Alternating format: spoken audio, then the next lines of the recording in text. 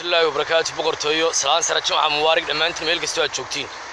برتو عن كعم بارين يا قبل ليلي واحد يقول استقروا ذا أفريقيا يقول استوى كينياتيا وأنا وصلها وحلسين دونا وتن فالحمد كوب كأفريقيا دلسين دونا بلو على سي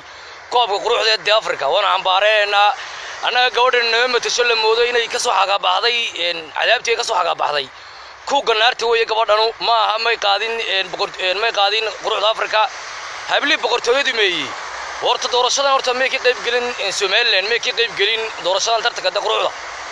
waxana maxay ahayn wayo horta waxaan kulan ka cambaareenay mid yar leeyahay leeyahay boy leeyahay ama u taqaanin day hadal nuurshe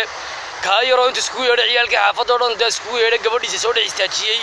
intuu soo labisay daafka daga shaqeeya oo markii la qabsaday la kulur waxaan waa ceeb dhaqanka Soomaalida ma yiri ceeb miyaa sameeyay hal mar afka ka dhunkaday waa ceeb weeye waa dhaqanka weeye baantuga iyo tareerka weeye adigu tareer baatay isku dhiibay hawiye baatahay waa ceeb weeye dhaqanka ummadda Soomaaliyeed waa ceeb intuu nin soo kaxaysa gabadhiisa inuu ciyaalka xaafadda dhan daafka ka hor shaqo adigu meed rabtaa in la soo kaxaysto walaashaan anigu afka ka hor shaqo suuqa dhexdiisa miyaa jeceshay in hooyada suuqa dhexdeeda la keeno dalka shaqo daafka waa dhaqan xumo dhaqankaas oo kale waxa leh dadka Afrikaanka Bantuga bale adigu aad ka soo jeedid weeye dhaqankayga maaha kaadinijaas ku dhacay bartan waxaan ka salaamayaa madaxweynaha jamhuuriyadda barakaysan mudane Muuse Bixi Cabdi mudane madaxweyne waxaan ka codsanayaa aniga shakhsiyan Ilyas Gasbro ahaan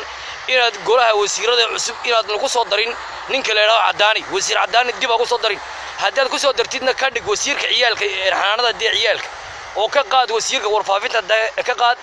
ku soo dhib ku soo dhaame aad baan islaamiga dib boqortooyo meel kasta aad joogtiin wallo fadlay boqortooyo